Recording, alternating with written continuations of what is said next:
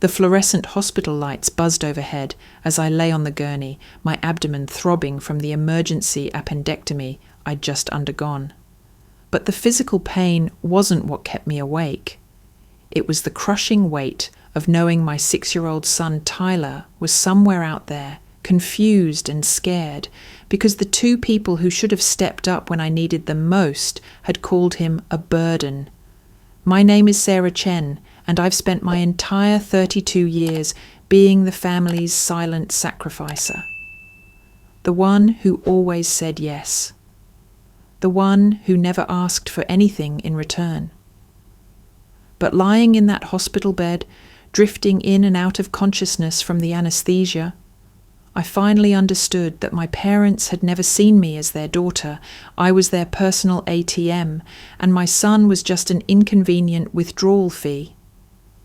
The whole nightmare had started 18 hours earlier. I was at my marketing job when the pain hit like a sledgehammer to my gut. 1 minute I was reviewing campaign analytics, the next I was doubled over, gasping for breath as my co-worker Jessica called 911. The paramedics rushed me to St. Mary's, where Dr. Rodriguez took one look at my blood work and said those words that make every single parent's heart stop. "We need to operate immediately. Do you have someone to care for your child?" That's when I made the call that would change everything. "Mom!" My voice was shaky from the pain medication they'd given me. "I'm at the hospital. They need to do emergency surgery, and I need someone to watch Tyler." The silence on the other end lasted just long enough for me to hear the background noise. Laughter, clinking glasses, upbeat music. My sister Emma's promotion party. The one I'd declined to attend because Tyler had a soccer game that morning. "Oh, honey," Mum's voice had that tone, the one she used when she was about to disappoint me but wanted to sound caring while doing it. "We can't possibly leave Emma's celebration. This is such an important night for her career." "Mum, I'm having surgery. Tyler is at aftercare, but they close at 6. It's already 4:30. "Well, can't you call a babysitter?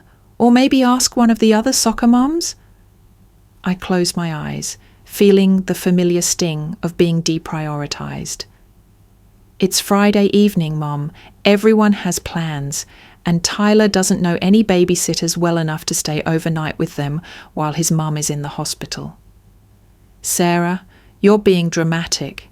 It's just one night. The boy is resilient." The boy, not your grandson, not Tyler, the boy. "He's 6 years old, Mum. He'll be terrified." "Look, sweetie." Dad's voice came on the line. Mom must have put me on speaker. "We've already committed to this party. Your sister has worked so hard for this promotion, and all her colleagues will be here. We can't just abandon her now. Tyler will be fine for one night. Maybe this will teach him some independence." Independence. They wanted my 6-year-old to learn independence while his mother was under anesthesia, cut open on an operating table. "Besides," Mom added, and here came the kicker, "we're getting too old to chase after a hyperactive child. He's honestly becoming quite a burden, Sarah. You really should consider finding more permanent childcare solutions." A burden. They called my son, their grandson, a burden. The line went quiet except for the party sounds in the background. Someone was giving a toast to Emma. I could hear the champagne glasses clinking, the applause, the celebration of success. Meanwhile, I was lying there in a hospital gown, about to have my appendix removed, and my parents were more concerned about missing cocktail hour than their grandson spending the night alone. "I have to go," I whispered. "The surgeon is ready." "Oh, okay, dear, feel better. We'll call you tomorrow to see how everything went." They hung up before I could respond. That's when Jessica appeared beside my bed, still in her work clothes. "I overheard your call," she said gently. "My mum is driving up from Portland tonight anyway. She loves kids. Tyler can stay with us, and I'll bring him to see you tomorrow morning." I started crying then, not from the physical pain, but from the relief of human kindness. A co-worker I'd known for 8 months was doing what my own parents wouldn't do. Jessica stayed until they wheeled me into surgery, promising to pick up Tyler and explain everything in a way that wouldn't scare him. As the anesthesia kicked in, my last conscious thought was a memory from my childhood. I was 8 years old, standing in the kitchen while Mom made dinner. Emma, 3 years older, had been invited to a sleepover party, her first one. I asked if I could have a sleepover too. "Maybe when you're older, Sarah," Mom had said without looking up from her cutting board. "You're not quite ready for that kind of responsibility." But Emma was ready at 11, and I was told I wasn't ready at 8, then 9, then 10. By the time I turned 11, sleepovers weren't cool anymore, and I'd missed my window. It was such a small thing, but it established the pattern that would define our family dynamic for the next 24 years.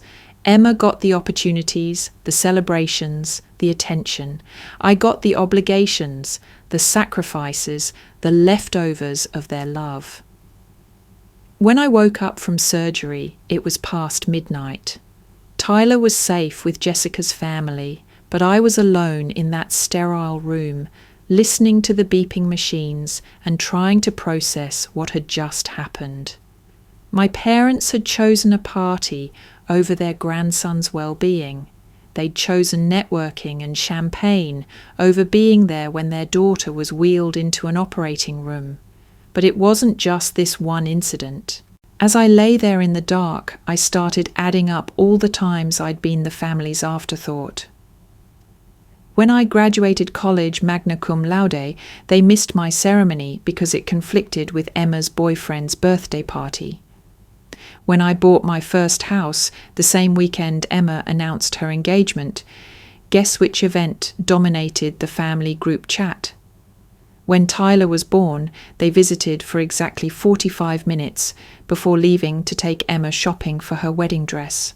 I'd spent 3 decades being understanding, being flexible, being the daughter who never caused problems, and what did I have to show for it?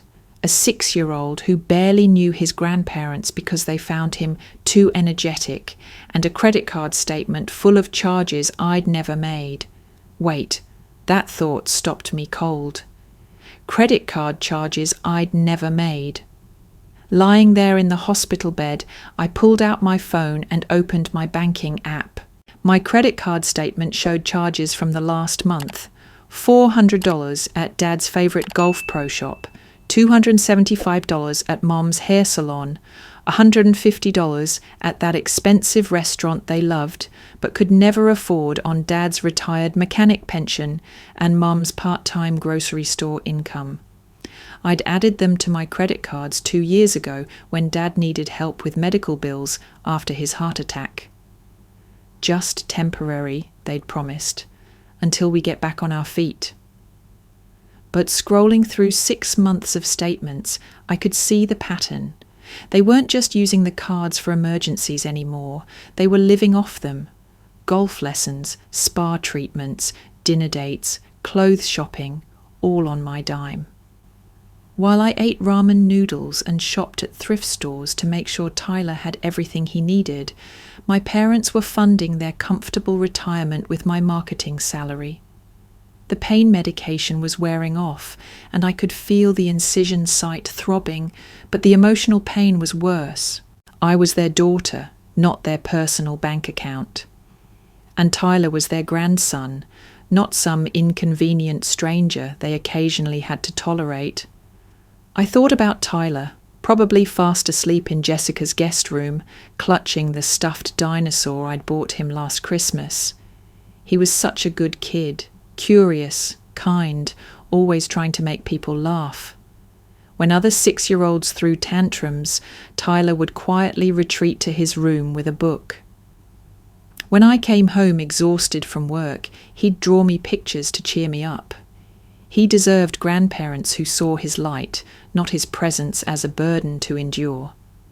The night stretched on endlessly. Every time I closed my eyes, I heard Mum's voice.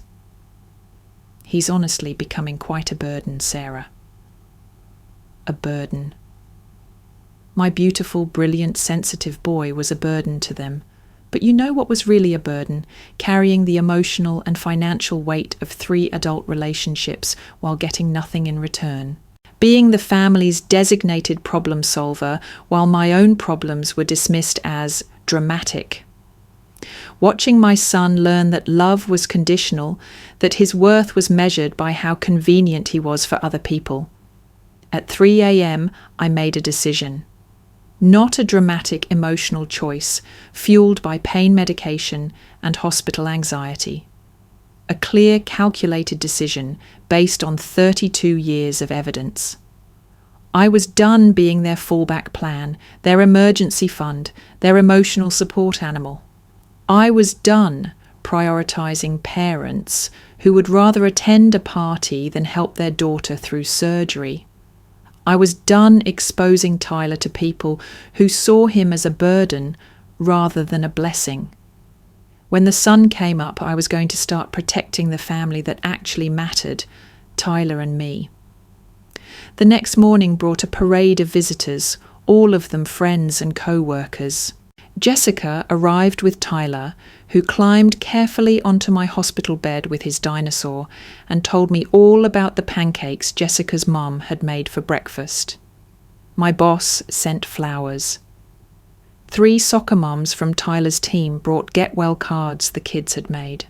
My neighbour, Mrs. Patterson, who I barely knew beyond polite hallway greetings, dropped off a casserole for when we got home.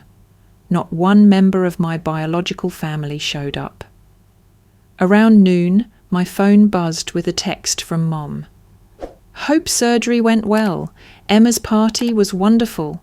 She got promoted to Senior Marketing Director. Talk soon, XOXO.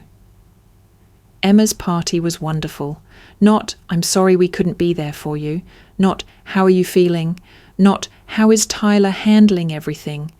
Just a cheerful update about the event they'd prioritised over their daughter's medical emergency. I stared at that text for a long time, and something inside me just clicked, like a door closing, or maybe opening. Doctor. Rodriguez discharged me that afternoon with instructions to rest for a week and avoid lifting anything heavier than a gallon of milk. Jessica drove Tyler and me home, helped us get settled, and left us with enough frozen meals to last until I was back on my feet. Thank you, I told her as she was leaving. For everything. I don't know how to repay you. You don't need to, she said. This is what people do for each other. This is what people do for each other, not what family should do, not what you hope people might do. What people actually do when they care about someone's well-being more than their own convenience. That night, Tyler curled up next to me on the couch while we watched his favourite movie. He was being extra gentle, careful not to bump my incision, occasionally asking if I needed water or another pillow. My 6-year-old was showing me more consideration than my parents had in decades. Mommy, he said during a quiet scene, Jessica's mom said Grandma and Grandpa couldn't come because they had important grown-up things to do. I smoothed his hair, choosing my words carefully. Sometimes adults have to make difficult choices, baby. But when you had important grown-up things to do, you always found a way to come to my soccer games and school stuff. Out of the mouths of babes. That's because you're the most important thing in my world, Tyler. He smiled and snuggled closer. You're the most important thing in my world too, Mommy. And right then, I knew what I had to do. The next morning, while Tyler was at school, I sat at my kitchen table with my laptop and started making lists. It was time for some long overdue accounting. List 1. Every financial obligation I'd taken on for my parents over the past 5 years. The credit cards they used monthly. The car insurance I'd added them to when Dad's rates went up. The phone plan that included their smartphones, the streaming services they enjoyed. The Amazon Prime account they ordered from weekly. The emergency fund I'd established in case they needed medical help. The The total made me nauseous. Over $47,000 in the last 2 years alone. List 2. Every time I'd cancelled my own plans to help them. Every weekend I'd spent running their errands instead of taking Tyler to the park. Every evening I'd spent solving their problems instead of helping with his homework. Every vacation day I'd used to drive them to appointments instead of taking my son somewhere fun. List 3. Every milestone, celebration or crisis of mine they'd missed because something else was more important. My college graduation, my first job promotion, Tyler's first steps, first words, first day of school, my divorce, when I'd needed emotional support and got lectured about making it work instead. The night Tyler broke his arm and I'd sat in the ER alone because they were at their weekly bridge game. Looking at those lists, I felt something I hadn't experienced in years. Clarity. I wasn't angry anymore. Anger implied that I'd expected better from them, and the evidence clearly showed I shouldn't have. I wasn't even hurt. Hurt implied surprise, and there was nothing surprising about their behaviour at the hospital. It was perfectly consistent with 32 years of showing me exactly who they were. I was just done. I called the credit card companies first. I need to remove authorized users from my accounts, then the car insurance. I need to remove 2 drivers from my policy, then the phone company. I need to remove 2 lines from my family plan. With each call, I felt lighter, like I was shedding weight I'd carried for so long I'd forgotten it wasn't mine to bear. The hardest part was the conversation I needed to have with Tyler. How do you explain to a 6-year-old that Grandma and Grandpa won't be coming around anymore without making him feel like it's his fault? That evening, I sat him down with hot chocolate and chose honesty over fiction. Tyler, you know how sometimes friends grow apart because they want different things? He nodded solemnly. Like when Marcus moved to a different school and we don't play together anymore. Exactly. Well, sometimes that happens with family too. Grandma and Grandpa and I want different things for our lives, so we're going to spend less time together. Is it because they think I'm too much trouble? My heart shattered.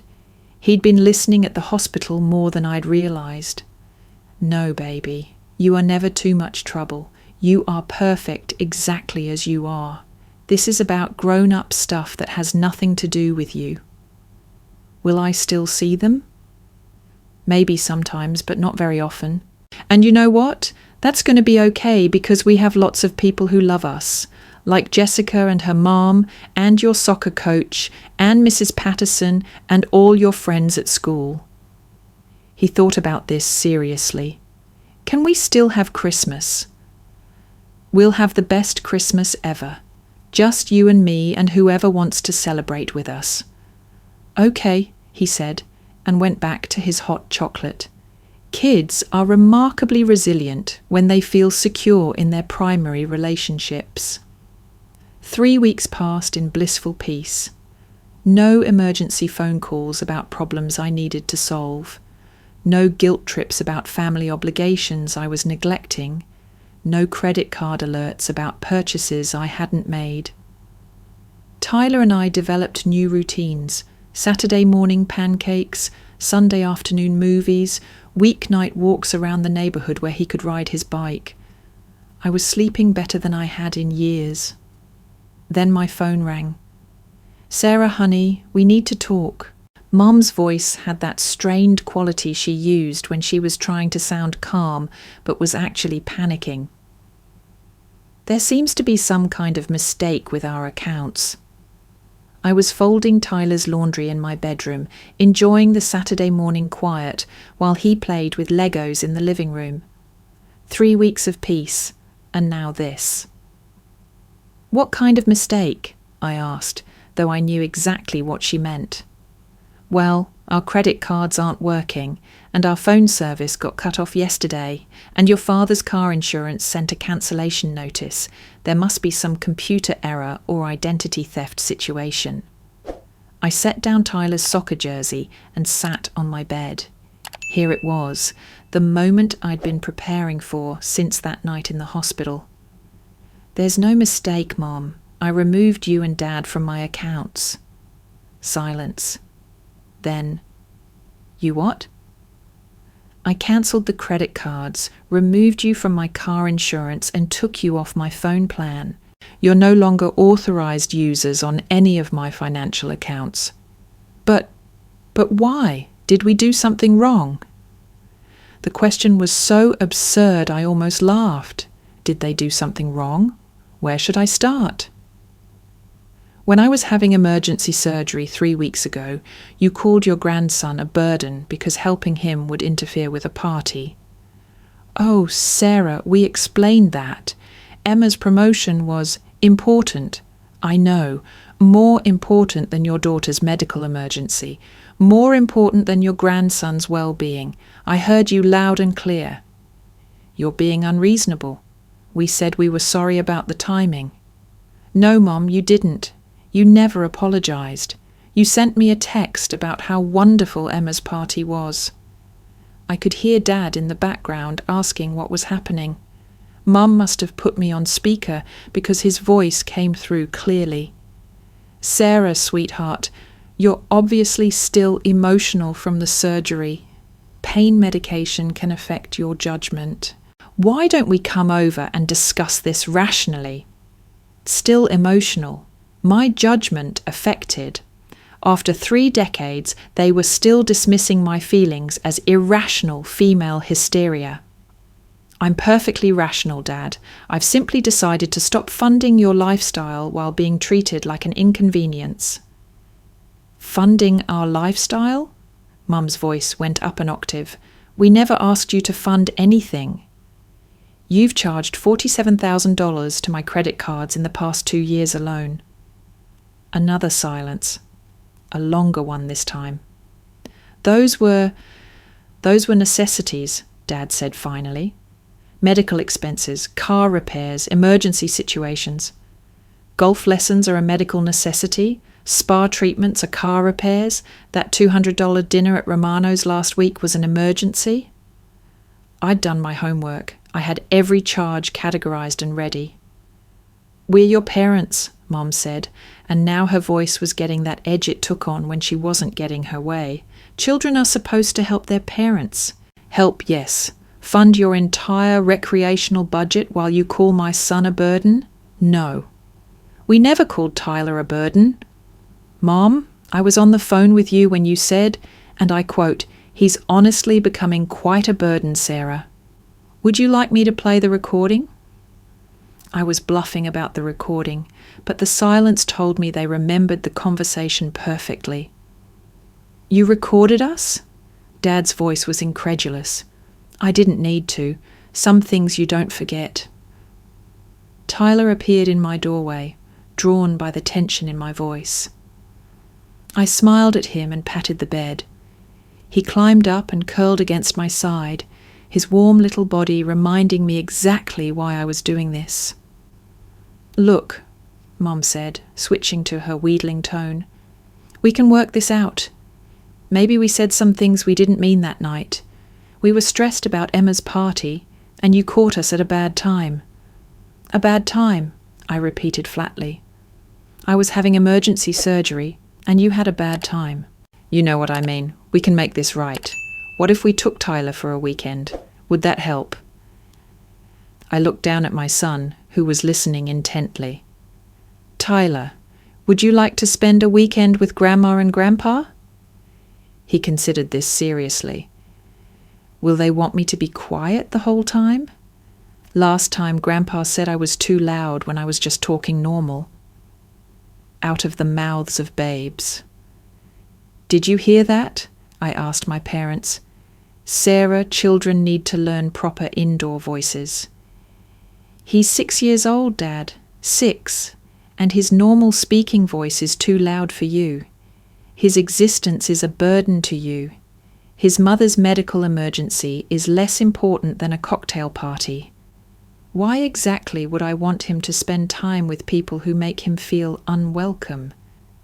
Tyler snuggled closer to me and I kissed the top of his head. "We're his grandparents." Mum's voice was getting shrill now. "You can't just cut us off from our grandson." "Watch me." Sarah Elizabeth Chen, you are being completely unreasonable." The use of my full name was supposed to intimidate me, I guess. It had worked when I was 8. At 32, it just sounded ridiculous.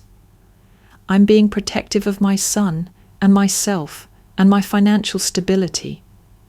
"But we need those accounts," Dad said, dropping the pretense. "Our fixed income doesn't cover everything."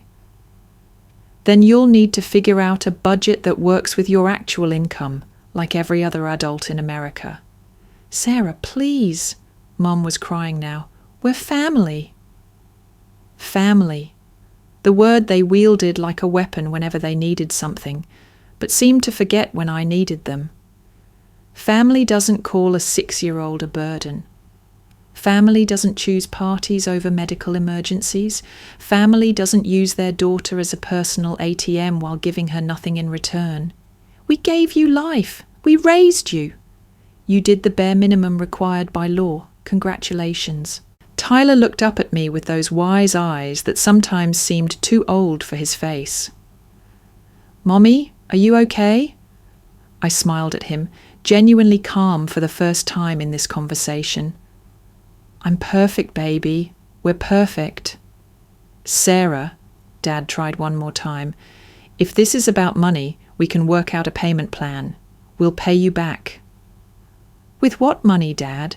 You just said your fixed income doesn't cover your expenses." "We'll figure it out. Maybe Emma can help." "Emma can absolutely help. She just got promoted, remember? Senior Marketing Director. I'm sure she can afford to take over your recreational expenses." The suggestion hung in the air like a live grenade. We all knew Emma wasn't going to open her wallet. She'd never even bought Tyler a birthday present without asking me to split the cost. "Emma has her own expenses," Mom said weakly. "So do I. Like raising your grandson and recovering from surgery you couldn't be bothered to care about. Sarah, you're being cruel." Cruel. After 32 years of being their emotional and financial dumping ground, I was being cruel. "I'm being done, Mom. There's a difference." I hung up before they could respond. Tyler was quiet for a moment, then said, "They sounded upset." "They're not upset that they hurt us, baby. They're upset that their free money got turned off." "Oh." He thought about this. "Is that bad?" "It's not our problem anymore." My phone started ringing immediately. I declined the call. It rang again, declined again. After the 5th call, I turned it off. "Want to go to the park?" I asked Tyler. His face lit up. "Can I bring my soccer ball?" "Absolutely." We spent the afternoon at the park, Tyler running around with boundless energy while I sat on a bench, feeling lighter than I had in years. No guilt, no anxiety, no waiting for the next crisis I'd be expected to solve. Just sunshine and my son's laughter. When we got home, there were 17 missed calls and 12 voicemails. I deleted them all without listening. The next few days were peaceful. I'd blocked my parents' numbers so they couldn't call directly, but I knew they'd find other ways to reach me. Sure enough, on Tuesday evening, Emma called. "Sarah, what the hell is wrong with you?" No hello, no how are you feeling, no acknowledgement that I'd had surgery, just straight to the accusation. "Hi, Emma. I'm feeling much better. Thanks for asking." Cut the crap. Mum and Dad are freaking out. You can't just abandon your parents because of one misunderstanding. "One misunderstanding?" I laughed. "Emma, they called Tyler a burden while I was being wheeled into surgery. They chose your party over their grandson's well-being. How is that a misunderstanding?" "They were already committed to my event. You can't expect people to drop everything just because you have a medical situation." Medical situation, like I'd chosen to have appendicitis. "You're right," I said. "I can't expect that. which is why I'm no longer expecting anything from them. Problem solved. Sarah, be reasonable. They're on a fixed income. They need help. Then help them yourself. You just got promoted, right? Senior marketing director.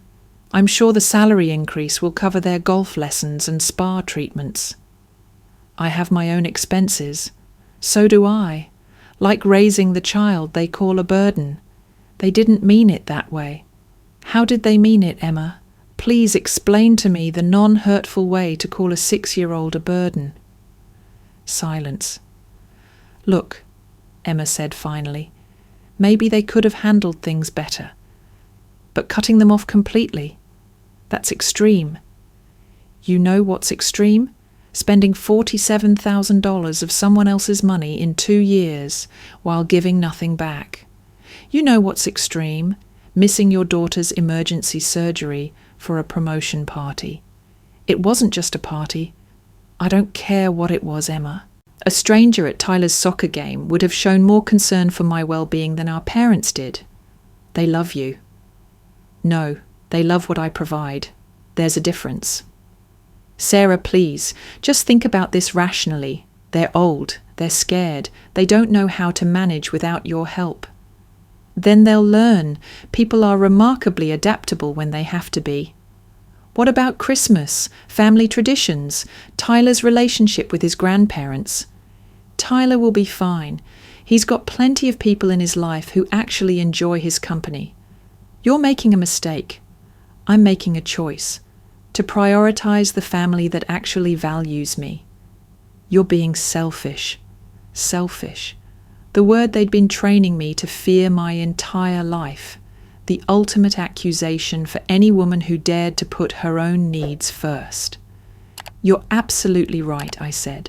I'm being completely selfish. I'm selfishly protecting my son from people who see him as an inconvenience. I'm selfishly protecting my financial stability from people who think I owe them unlimited access to my income. I'm selfishly protecting my emotional health from people who dismiss my pain and prioritize parties over my medical emergencies. Sarah? I'm hanging up now, Emma. If you want to help Mum and Dad, you know where to send your checks. I ended the call and immediately blocked her number too. Tyler was at the kitchen table doing homework. He looked up when I walked in. Was that Aunt Emma? Yes. Did she ask about my soccer game this weekend? Emma had never asked about any of Tyler's soccer games. She'd never been to one, never even asked what position he played.